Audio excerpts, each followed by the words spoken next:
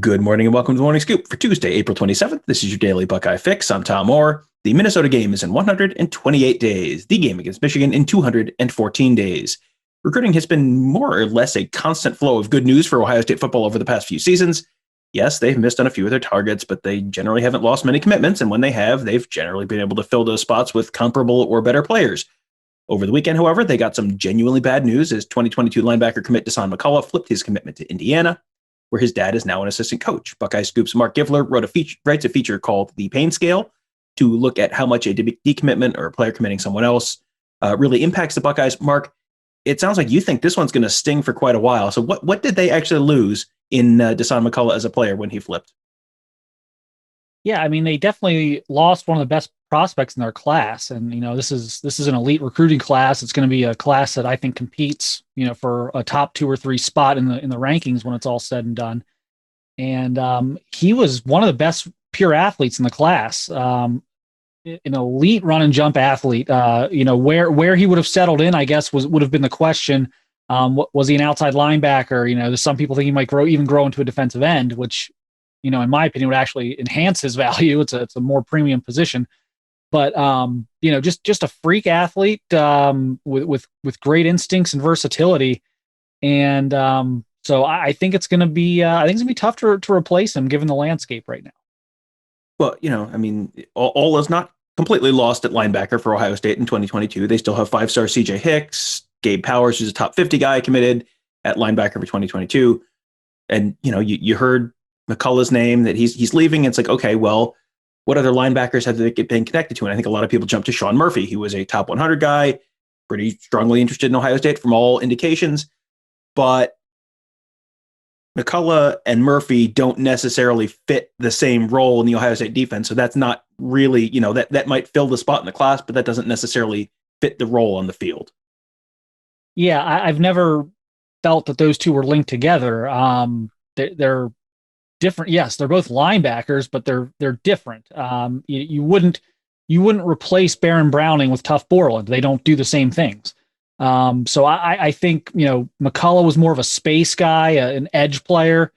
Shawn Murphy is more of your throwback Mike linebacker. He's a between the tackles guy. He's a run stuffer. They could have taken Murphy with McCullough, and they don't need to. And it's not a situation where that would have been overkill. I think they would have complemented each other well, but you don't replace one with the other. They don't do the same things. So this gets a little interesting because Al Washington, to his credit, hit on a lot of his top targets in this class, and they kind of thought they had everything pretty much wrapped up, and then maybe deciding if they were going to take one more just because maybe a guy like Gabe Powers or previously McCullough could end up at defensive end. I tend to think Gabe Powers could end up at defensive end. So, now you've got this kind of gap to fill here. And again, I don't think Shawn Murphy would fill that. You could certainly take Shawn Murphy in the class, but I don't know that he replaces Dasan McCullough. I just two very different skill sets. And I think that's where this gets tricky for Ohio State is, as I said before, Al Washington was very, very conservative with his offers. He zeroed in on a very select group of guys. He got a lot of those guys committed. And so now there hasn't been this communication. It's not like there's 10 other linebackers out there that they've been communicating with. So I think there's going to be some reevaluating to do here over the next several weeks. Right. And, as soon as one linebacker decommits and flips, there's this immediate panic. CJ Hicks has been at the center of a bunch of different panics over the course of the year. And it's like, I'm not sure why that's actually the case because there's been no indication from CJ that he's going anywhere. But, the guy who everyone calls Captain Buckeye, go ahead and let people know, is CJ Hicks about to flip and ruin Ohio State's 2022 class forever? No, Captain Buckeye's not going anywhere. I don't. This must be the 3rd or 4th time now that there's been some incident that's happened somewhere in the recruiting ether, and people try and tie this into CJ Hicks, and he's not going anywhere. He's the leader of the class. He's an Ohio guy. He's not going to Indiana with Dasan McCullough. His brothers and family aren't playing at Indiana, so it's a non-story. not quite sure why this continues to be a thing every time something happens. I mean, at one point people were worried about Cincinnati. I mean, just bizarre stuff. When a kid, you're recruiting or you have committed, when he starts talking about like visiting Alabama or Clemson or something like that, yeah, then you start to like take things seriously. But these internet rumors about Cincinnati or about, now Dasan McCullough's out, so CJ's going to go with him or something. I think it's people with too much paranoia and too much time on their hands. The internet? Never. Come on. There was a lot of reaction after McCullough flipped, and you mentioned there, his father is an assistant at Indiana. His brothers are both going to play at Indiana. There was a lot of reaction online after he flipped, wondering like, why would someone turn down the opportunity to play for Ohio State to go play for Indiana? One brother just transferred there from Miami. The other one just committed there. I think he said 2023, if I remember right. And then his dad is the running back coach there. And his dad's story is an incredible one. Dasan McCullough. He used to be the running backs coach for the Kansas City Chiefs, just took the job as a running backs coach for Indiana. When you know that story, the rest of this all starts to make a lot of sense. Marc, do you know the story with Dasan McCullough? Yeah. The 30 for 30 or whatever it was, or one of the ESPN, maybe it wasn't a 30 for 30, it was one of their, E60s or whatever. But yeah, one of their short documentaries. Yeah, it was fascinating. One of my favorite things I think I've watched in terms of sports documentaries. But yeah, I mean, family is looked at a little differently there with those guys. And I think, again, it didn't even turn when he took the Indiana job. He took the Indiana job months ago. There was nothing there. My gosh, Dasan was up for the spring game not too long ago. So I think as the dominoes started to fall, once obviously we knew Dave McCullough was going to go there, his younger brother. We kind of knew that was coming.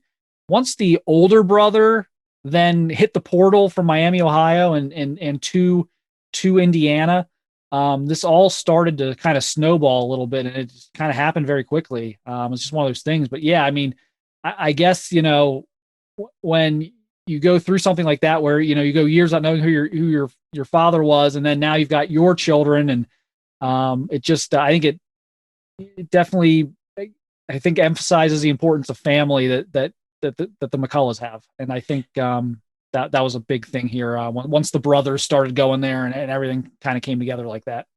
Yeah, and if you haven't seen that story, I'll throw a link to the ESPN had an article on it as well, but I think there was an E60. I think you read about that. But Dasan McCullough, when he was a kid, was given up for adoption when he was just a couple weeks old, raised by a single mother, turned into a pretty good football player, ended up getting recruited to Miami University by a guy named Sherman Smith.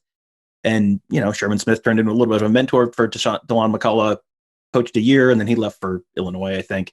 And then, years later was helping him. I think he might have helped him get his job as, staff for the Seahawks or something years later.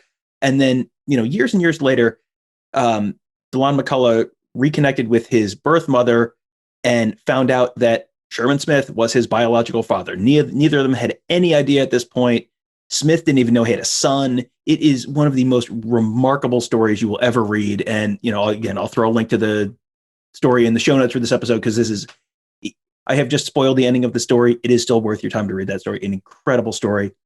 And then, you read that, and it's, it is pretty darn heartwarming that Dasan McCullough has turned into the kind of dad who is going to coach all three of his own kids in college. Like, that's an awesome story. So, not great for Ohio State, but it is a cool story, and, good for the McCullough family. That's awesome. So now that Dasan McCullough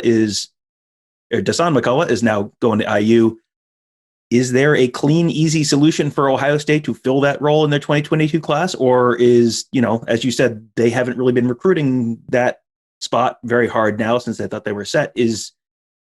Are they kind of up a creek at that, at that spot right now? Yeah, I mean, they're going to have to reshuffle things.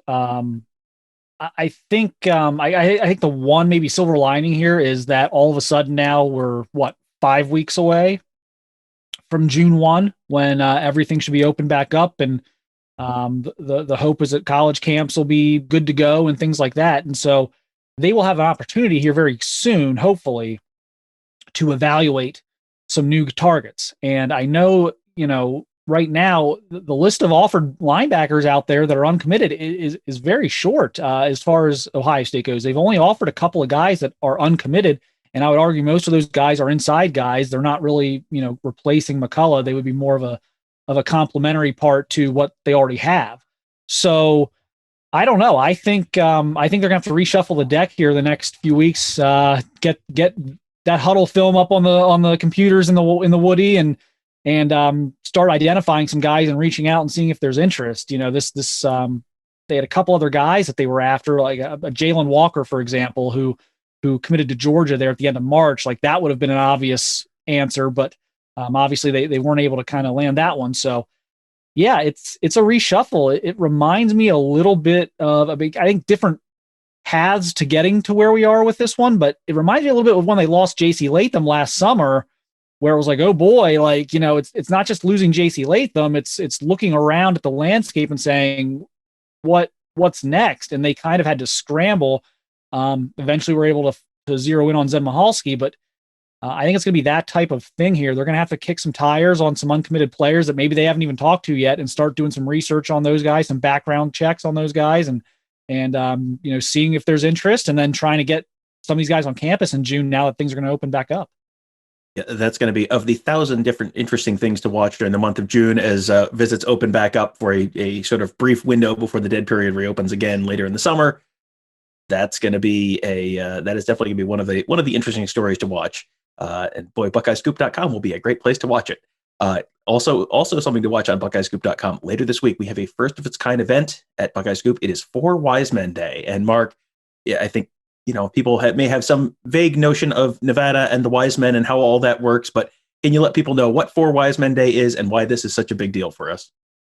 Yeah, he's gonna get all his best sources together, and there's gonna be a chat on the message board on Thursday. So I think if anyone has any questions about obviously Ohio State and Ohio State recruiting, but I think even more so, questions about how this all kind of started and kind of how maybe get a little peek behind the curtain, see how the hot dogs are made a little bit. Ask some questions about that whole process. They're going to all be available, I guess. He's got them all together, and they'll be taking over the message board on Thursday.